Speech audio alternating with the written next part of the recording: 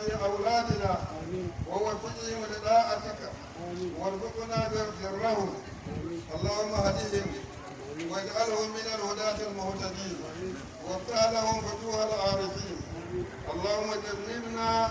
وبلدنا نيجيريا جماع الآفات وطهرنا من جميع السيئات اللهم اعز الإسلام والمسلمين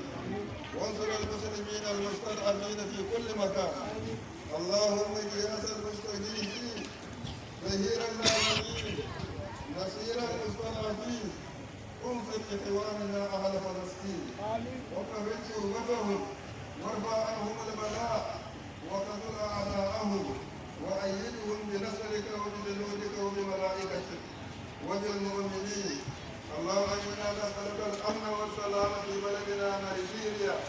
وفي بلاد المسلمين يا ارحم الراحمين اقول قولي هذا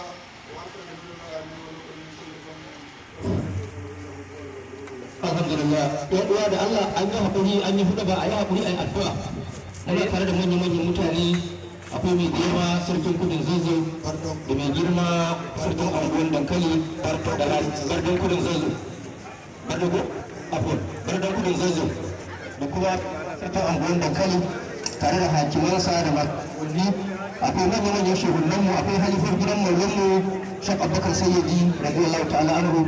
ga kuma muqaddim Sheikh Malam Ibrahim Kaya ga sarkin malamai ga Malam Nuhu babban cin imamu na wannan masallaci na wannan unguwa da sauran limamanmu su da za mu yi addu'a a takaici amma guda hudu da Allah guda uku ne to Sheikh Malam Ibrahim kai shi zai fara sai sarkin malamai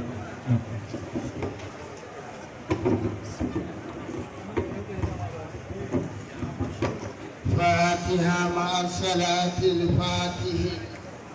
بسم الله الرحمن الرحيم الحمد لله رب العالمين الرحمن الرحيم مالك يوم الدين إياك نعبد وإياك نستعين اهدنا الصراط المستقيم صراط الذين أنعمت عليهم